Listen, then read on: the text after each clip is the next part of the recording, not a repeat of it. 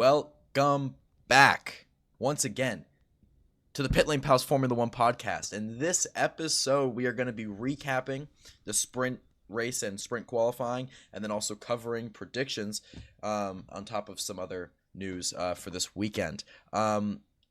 Just getting right into it, Lewis Hamilton wins the sprint race here in China, which is crazy. I mean, I don't know. I always hate when like the driver's first something comes on a sprint race personally, because it's like now he's kind of won with Ferrari, but like it's not also the same didn't. Thing. It's not the same thing. So it's weird. Yeah, it's yeah, weird, yeah. but still, that's a great sign for Ferrari. Because after the first weekend, they did not look great, and Hamilton looked dominant. He looked really dominant in that showing. He was so quick, and like he was just gone. He was off. He was gone.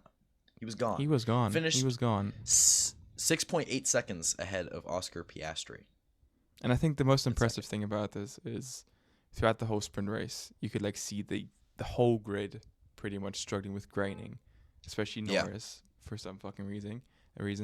But I don't even want to talk about it. I don't want to talk about it. We'll get into it in a second. But like, apparently Lewis had like some secret formula to just not have any graining, because I guess the clean air, but there were also other drivers that had clean air, so it's just insane showing, and I'm really happy for him. Insane showing. I feel like also the too. qualifying reaction of him starting to giggle like a kid. I was like, oh, yeah, so again, cute. I'm still so cute. Lewis will always be Mercedes in my heart.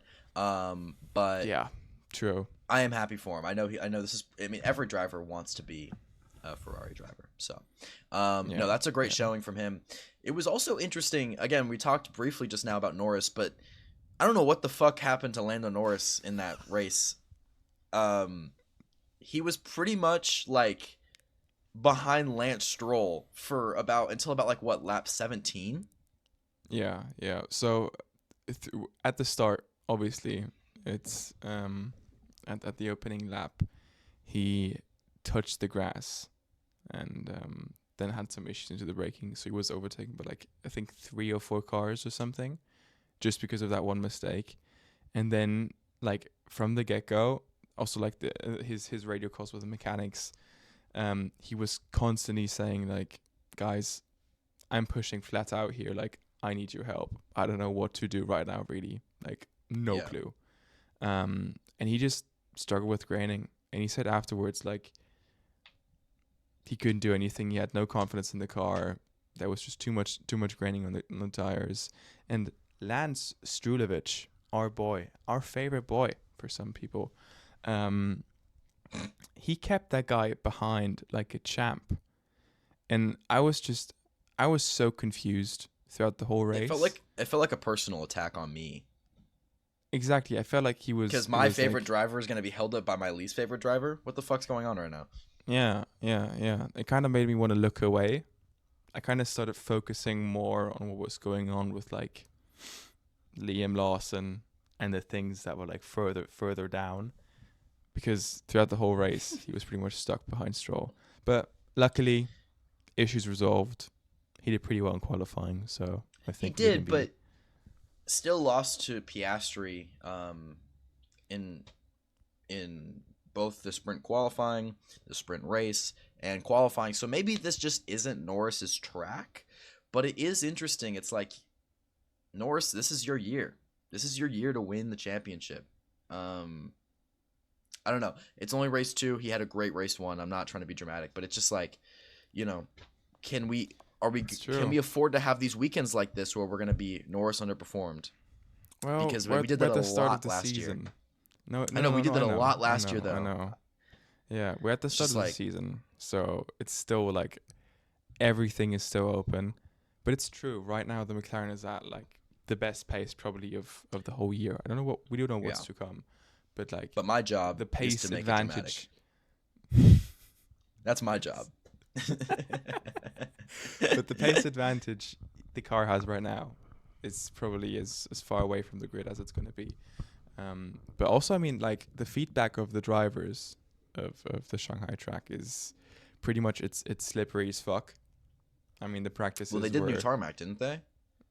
And I think they did new tarmac, but the track's also just not really being used as much because Yeah. like not many categories actually race there.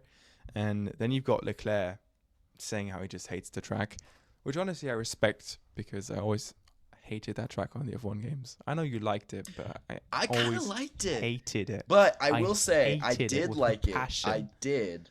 But as I God. played like the newer games, I started to not like it as much. I started to really struggle there for some reason. But I hated anyways, the track. this is And not I an always F1 have. video game podcast, but No, I know, but I can just if I really was an relate F1 with driver, I Leclerc. might not like China anymore. I used to. Seriously. Yeah. It's a weird track though. They were talking about that actually on the commentary on the British broadcast, and just like this is a very unique circuit. Yeah. Overall, and it's very different from the rest of what the grid has to offer, or the calendar has to offer. Yeah. And I know I forget his name on the commentary, not Crofty, but I can't remember. That's not my job. I don't pay attention to the commentary, guys. But he was talking about how his least favorite track was Sochi, and his second least favorite track was China. Yeah, I agree. So I agree. And tomorrow there's definitely gonna be, well, probably, yeah, there probably will be shunt when they go into the fucking first few corners, a snail of a corner, pretty much, going in around and then out and around again. Fucking horrible. 6 rookies in the field. It went well today. I'm not sure if it's gonna go well tomorrow. Thank God it's not raining, because that would be like. That would not be again. the worst. That would honestly, that would be the worst situations for the first 2 races possible. Talking about the great transition, the worst situation for the first 2 races possible. Liam Lawson has now just recently, literally like 1 or 2 hours ago, well, he hasn't been sacked, but his future has kind of been put into perspective, as there have been reports saying that his future will be decided by Japan. Now, the people that don't know when Japan is, that is quite literally next race. So, if Liam doesn't get his shit together this race, and by next race, we might not see the guy again in F1. No, I think they'll send him back down to RB, in my opinion. I just hope, honestly, I really like Liam, and I like Tsunoda, but I hope the moment when Yuki gets that contract in front of him, saying, okay, you can sign with Red Bull, you can get the promotion, they declines it. I don't think he will. I don't think I will. He's reportedly come out and actually said he will take that offer, which has been. It's just they asked him. imagine he drowns as well. It's just that the second seat of Red Bull, that car is horrible to drive. And I mean, Lawson is a really good driver. He came into the RB. He didn't beat Tsunoda. Don't get me wrong, but he did pretty well. That guy has racing experience. Like he's gone through it. He's a really, really good driver. He's a really good driver. He's come into this Red Bull team. He's been trying with the fucking car, and he's not getting it to work. That thing is terrible to drive. You had Alex Albon on the podcast talking about this. It's like using a mouse with full sensitivity. It's just like darting across the fucking screen. That thing must be horrible to drive. And every you can see it on the laps that Lawson does. All he's doing is correcting. He's snapping from oversteer into understeer, and then the exact same thing again the next corner. That thing is terrible. And Yuki now, he might be in the best shape ever of his whole F1 career. But he's honestly stepping into that Red Bull team with that fucking car right now, I don't know if I would do it. Honestly, because it can be such a career killer. It can be such a career killer. And I really don't want that for Yuki. It could. Something about... It's tricky, right? Because I think Lawson's situation particularly is the worst example. They handled it poorly on their front, in my opinion, as well. Yeah. You have to consider that what they did to Lawson was give him, what, 6 races at the end of last year? Like, they are throwing in a driver who probably wasn't ready for this opportunity in one of the most high-pressure situations of possible. Yuki is so on point right now that if there's any driver on the grid that Red Bull has at their disposal, right, that would do it, I think it's Yuki. But I'm not saying that I think he'd be successful, because I'm hesitant to say that given the trajectory of Lawson and Checo and Albon and Gasly as it goes back. I do wonder if there's anybody that's going to do it. Is it going to be Yuki? Yes, I think so. But should he take it? I don't know. Part of me, though, does think that Yuki has done enough in his career to prove, hopefully, that he deserves a seat elsewhere if Red Bull wasn't to work out. Exactly. He's at a point where he could literally be taken in a pretty good team because he's beat his teammates successfully. He's quick. Doing really quick. Fucking good right now in the RB. Hadjar... The RB is a rocket. The RB is a rocket right now. Hadjar and Yuki are killing it. Both of them. Somebody did joke on Twitter and said, can we just throw Max Verstappen in the RB, just see what happens for scientific and entertainment purposes? That would be actually hilarious. That would be hilarious. Because what if he just dominates in the RB? Like what if honestly, it is just... I'll be honest with you, I don't think that happens. Because I don't think that... I do believe in what Albon has said before, which is that... I'm not saying that I don't think Max would beat his teammate. Let me clarify that. I know he would beat his teammate. I'm not saying that. What I'm saying is I don't think he would be better off in the RB than he would be in the Red Bull because of what Alex Albon has said previously on a podcast episode, talking about how because Max Verstappen's driving style is so particular, that car is catered to Max. And even if it's not the best car on the grid right now, it's still Max's car. And as the regulations... No. Kane. That's exactly what Albon didn't say in the pod. He said the car is the way it is. It's just that Max can handle it. The car is not built around Max. It's just the car is shit. No, it's not. But he's really great at handling it. I believe he was saying is that the car is what it is, but as it goes, they take advice from Max before they take advice from the second driver because Max is their championship leader. I think... Because, again, what Albon was trying to say was that it's very difficult to... What's the best way to articulate this? It's very difficult to, when the car starts going in that direction, to adapt to Max's driving style because it's so particular. And he likes a very strong front end. Yeah. And Albon even said, I like a strong front end. Max's definition of a strong front end is a completely different definition of a strong... It's another level. And so it's just things like that... I think where, yes, the car starts off the same, but as the regulations have gone on, they've probably taken advice from Max more and more, which is why Checo started to fall back more and more as the regulations went on, and why Max...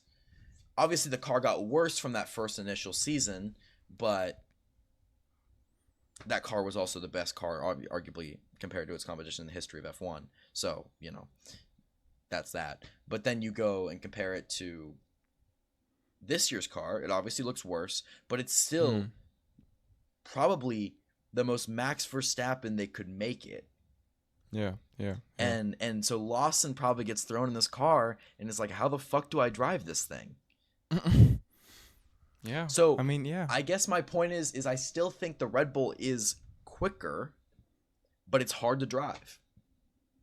It's extremely difficult to drive.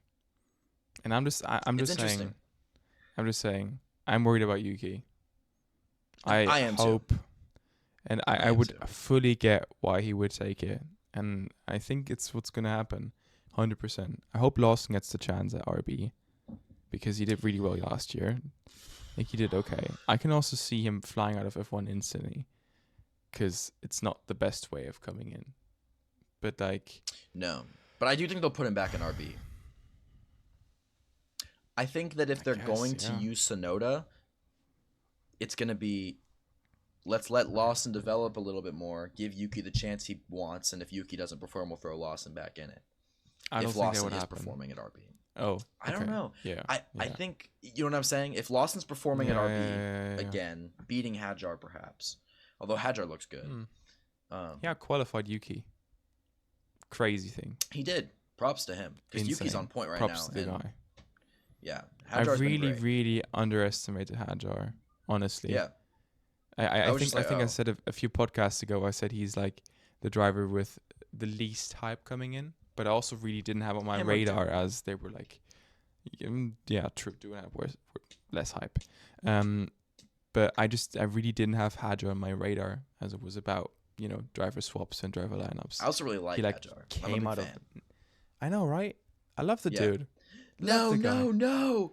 I destroyed the car. No! That clip replays in my brain like all day. I And destroyed he loves the Lewis car. Hamilton. He loves Lewis Hamilton. He's a And big he's fan like of Lewis Hamilton. He's like a Hamilton inaugurated family member at this point because of the way that the family's treated him too. I know, right? Yeah. To take him on. No, he's great. All the rookies are really funny. Big fan of Antonelli. I really have not seen a lot of doing. I just think his haircut and He's just a Gasly's guy. haircut. He's just a guy. Those two look They terrible. might be the. This is gonna sound super brain rotted of me to say, but they might be the two most auraless drivers on the grid. They have zero aura. I do love Gasly though. Gasly, I actually saw a TikTok about this earlier today, but Gasly, whenever he wants to, just starts driving like Ayrton Senna. Like, if he just like wants to step on it, all of a sudden he's weaving through the field like the best driver on the grid. And it's so weird. It's so weird. It's like, where did this come from? Where were you? You were driving the shitbox out. Gasly's great. I wish Gasly wasn't stuck at Alpine sometimes. I've seen so many rumors about Gasly getting a hair transplant because he's just got his fucking. I'm pretty sure he did. I didn't know if that was a rumor. I thought that was like confirmed. I think Because like he buzzed his head and then he was like covering. I don't know. That's not my job. I'm not here to talk about hair transplants. That's not my job. Anyways, recapping a bit of the sprint, that was really the standout. Was Lawson underperformed. Hamilton and Ferrari looked very strong with tire degradation, and Piastri did honestly, outperform Norris because we Norris have was to struggling. we have to cut Lawson some slack. He did pretty well Yes. in the sprint. Like he was making up positions. He obviously it wasn't enough. Not I enough think- for me I to be feel like, like- I feel oh, like- he's fine. Yeah, no way. But I feel like what was doable in the sprint with the amount of confidence he has in the car, he did pretty well. He sent quite some dive bombs. I mean, he was as cocky on the track as he's been as he came in. But like all things considered, I was pleasantly surprised with Lawson in the sprint. No, fair enough. I mean, we'll see in the race. I guess we'll see in the Just quali like in Japan. P20. P20 When I is want to rough. know on the opposite end of the spectrum, there's Kimi Antonelli, who's in his second race and has looked stellar. Kimi is The least fine. experienced driver on the grid, and he looks amazing in that Mercedes. He's keeping up with George relatively for what you could expect out of the 18-year-old in his second race. So it's to me, it's like, yes, I want to give Lawson time, but I'm seeing that on the other end of the spectrum where I know Antonelli is a once in a generation talent, most likely, similar to how Piastri was, and Max was, but it's like it's hard when you cut Checo. And actually, I did want to bring this up before we switch topics about qualifying. And I wish I could remember the direct quote, but I saw one of the best questions of all time. He's talking to Christian Horner, and he's interviewing him, and he basically said, he goes, they were like, we're not seeing what we're seeing from Liam. He's like, yeah, we're gonna go look at it, and see what we can do to help give him the best car for tomorrow. And he goes, yeah, but this is not what you paid Checo off for. You paid Checo off because he wasn't scoring enough points. And now did you maybe not pick the quicker driver? And then Christian Horner just repeated himself. And it was like one of the best interview questions I've ever seen. It really was pressing Horner. It's like, is this what you paid Checo off for? Yeah. I mean, bomb ass question, but I feel like also coming back to like that Antonelli topic, I feel like it's a great example of comparing their Mercedes driver program to the Red Bull driver program, because just recently I saw a clip of Lawson talking about Helmut and his relationship throughout the years, also through his junior driver career. And he was basically talking about how Helmut would ring him before the race at like 6 a.m. in the morning or something, telling him, you need to perform. This is like literally just pressuring the guy, being like, you need to do better. You can't fuck this up again. There has to be a great performance at this race now. And then you look at Mercedes. Sorry, who said that? That was Helmut Marko toward Lawson. Oh, okay. As he was like a junior career driver. And then you have fucking Toto, who's, I mean, it looks like he's trying to adopt Kimi, because it fully looks like he's trying to like take him under his wing as like his parent. He's like sitting there. You see that picture of him in the garage where he's like arm around his waist, like he's like his fucking child. Like this is. I don't know, but like at the same time I get it. Because I mean, it paid off. This is exactly why they took Kimi in. They took him in because they wanted like a second Verstappen, taking the generational talent. That's like, okay, I'm gonna try this. Mercedes has a quick car. It's flying right now. We're gonna try it. We're gonna put Kimi in, see how he does. Kimi's performing like an absolute fucking legend. So I fully get it. It's like he's Toto's golden boy right now, you know? Yeah, I think Kimi's an example of one of those people too that you just can't necessarily sometimes use as a benchmark. Or even though I do have to think about it, because there is just, you can't teach natural talent. There's just those guys that are just better, that they've always been better, you know. And it's like that's what Oscar Piastri was. That's what Kimi Antonelli is. What Max Verstappen was. What Lewis Hamilton was. It's just these guys that come in. They're not like these guys like, yeah, we'll give him a shot. They're not giving Kimi a shot. Kimi was gonna get a shot. You know what I mean? Yeah. It's like Doohan may have not had the opportunity. We'll see how he does. You know, like people like that. Antonelli he's a generational talent. F1, there's just something about natural talent that stands out. You can put as much work in as you want. You can be as good as you try to be, but you can't teach natural talent. And Kimi, I know it's early, but is performing to that expectation to a T. And instantly. Yeah. Going on to qualifying, we saw your boy, Oscar Piastri, take pole position. And then Russell in P2. And, I mean, I know, I'm just... Our boy, maybe. Our boy. Oh, our boy. Okay. We're McLaren fans, so I know you're more of a Lando fan. I know. Whatever. Just ignore it. I'm just doing a transition. It was off the top of my head. Clearly wasn't that smooth. But anyways, no. Sorry for pointing out there, mate. Piastri P1, Russell P2, and Norris P3 is going to be the three front runners going into turn 1 in China. Interesting. It's actually Oscar Piastri's first ever pole position. Can he convert it to a win? I don't know if I want to talk about that, because part of me feels like Lando can pull it off from behind, but part of me also doesn't know because he looked very slow in the sprint. So I'm not sure. And there's Verstappen behind him. So yeah, he gets a little nervous when Verstappen's behind him. And not only, I feel like there's not enough coverage about this. Not only did Piastri get his first pole position, he also broke the lap record of the China circuit. Normally there's like this thing coming up, you know, from the top being like lap record broken. I guess they just don't do that anymore. Same thing as the a timing cars are much screen. quicker this year. I saw that last year Max Verstappen's pole position time was over 3 seconds slower than Piastri's this year. Yeah. So cars have been developed very, very quickly in these regulations as they're coming to an end. Yes, but like, are they quicker than the, like, for example, 2021 Mercedes? You know, because that's what they're going up against in a record. Yeah, but they did also cancel China for a little bit when those cars were at their quickest, if you remember. Oh shit! Yeah, because of COVID. Yeah, no, good point. But also, Ricciardo did get the fast lap in Singapore last year, and he also broke the lap record. So I don't know. I don't know. I'm not a technical I don't know. guy. I don't know. I'm just a fan. Anyways, no, I'm just but, here to talk no, about very it. impressive. Very impressive.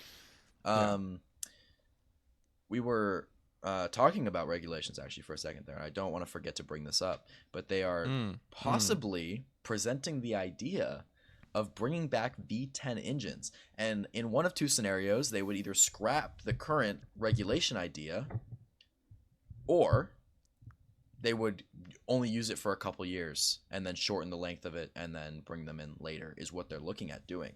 If they bring Can I be V10s honest back, with you? take my money. I'll be at a race. No. I'll be honest with you.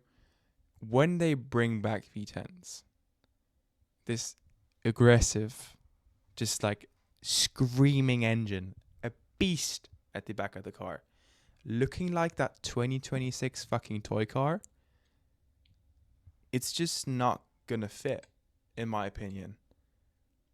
The car is looking like a fucking smiley face. It's like something look a kid silly. would look like, could play with. The front wing, But I do like that it's looks smaller. so silly. Great that it's smaller. It's just a smaller, worse looking car. So it's like, Fair enough. yes, V10, but the car is ugly. So if they do scrap the regulations, I hope they also scrap the 2026 car regulations. They probably won't. The aero regulations, they probably won't. I doubt they'll scrap the regulation. I just don't think there's enough time. No, they have to push it back them to get for ready. sure. But there is a likelihood that they might shorten the regulation span that they use these ones and then bring back V10s, which I don't care. I mean, yes, I do agree they don't fit as well. But the things I would do to hear a modern F1 race with the V10 engines, like, the things I would do. The V6s just don't hit the same. F1 races are a great experience. The V6 engines just don't hit the same. So I hope they bring those back. I'm like, please. Yeah. No. Anyways, I guess we can make some race predictions. I was about to say, I think we have. Yeah, make some race predictions. I've got mine ready. I obviously do too. Yeah, you're super prepared, just like your pal, aren't you? Your Pitlane pal. So prepared that you can actually start. Okay. Yeah, sure.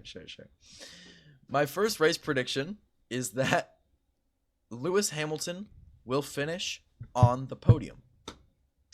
The reason I say that is because he looked very, very strong in that sprint race. And I think he will make up some time and places from where he's starting, which I believe is P5, if I'm not mistaken. Let me double check before I start sounding like an idiot. He is starting in P5. Yeah, yes, P5.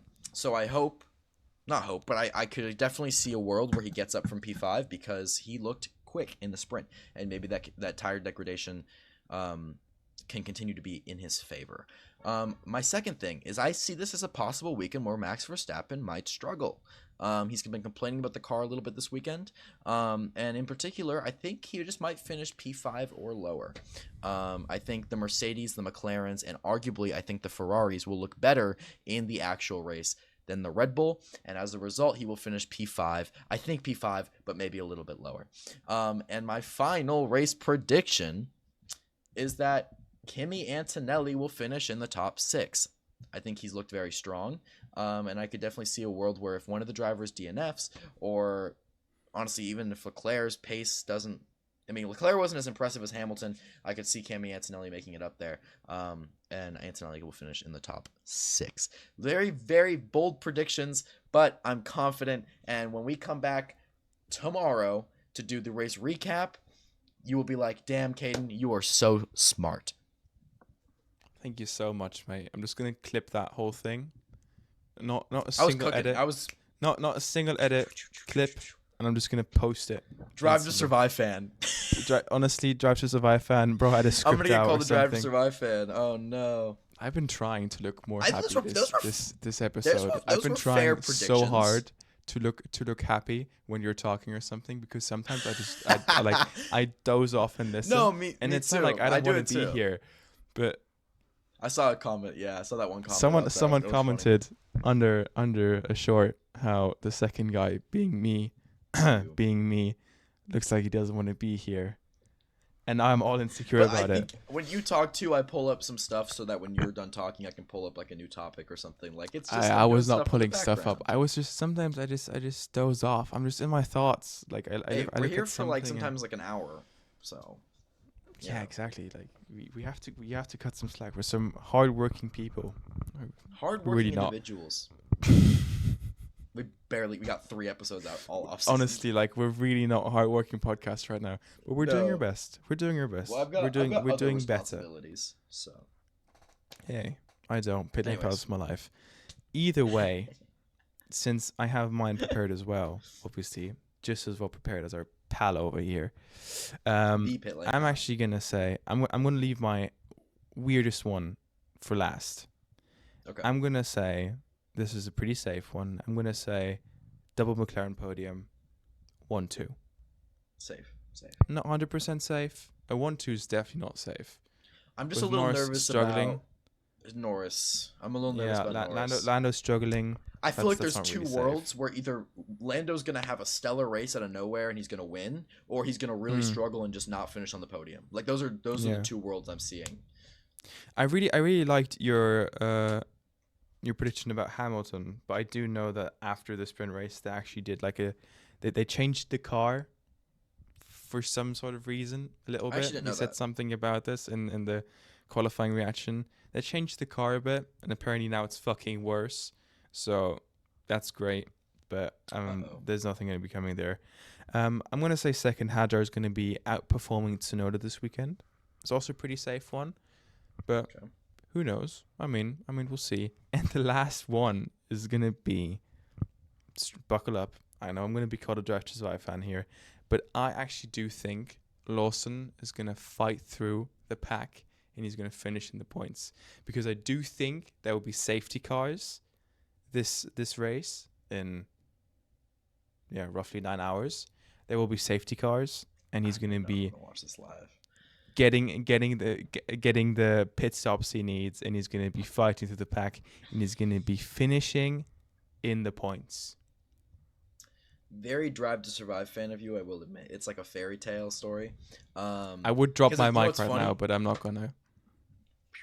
You know what's funny is before I made my Kimi Antonelli prediction, my third one was almost that I didn't think Lawson was gonna finish higher than P15.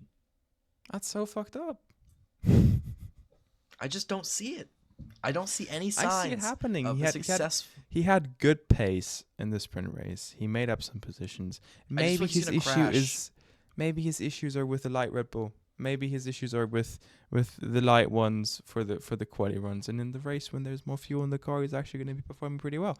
We never know. We'll see. Maybe they found a way to get around the whole grading situation. We don't know. Hey, you said it, not me. And so when I get 3 for 3 and you go maybe 2 for 3 because you didn't get that one right, then we will, we'll revisit this conversation. I can't get shit for losing this. I'm not gonna lose it this year. Okay, I know I lost it last year for the half of the year we did, but I can't get shit for losing. We only started the podcast. If we do some entertaining things, It's more Drive to Survive as opinion. Okay, sure. It's more fairy tale. What's the fun if I just start throwing out boring shit? I got to throw some spice in the mix. And I guess that is Lawson. I just don't see that happening. Well, buddy. But hey, I'm dying on this hill now, and if I'm wrong, I'm going to look really stupid. So we'll revisit this tomorrow. And if you do, oh boy, I will so pull that up. There's going to be a full clip dedicated to you talking about how it's a bad prediction. Your time's ticking, my friend. Time's ticking. My time is ticking. All right. Well, thank you all for listening to the Pitlane Pals Formula One podcast this week. We should be back either tomorrow or Monday with a review, and we can review our predictions. Maybe we'll both go over 3, knowing us. That's very likely. Make sure you follow us on Instagram, YouTube, Spotify, TikTok, all the places per usual. And thank you guys for listening if you did get to the end of the episode, and goodbye. Goodbye.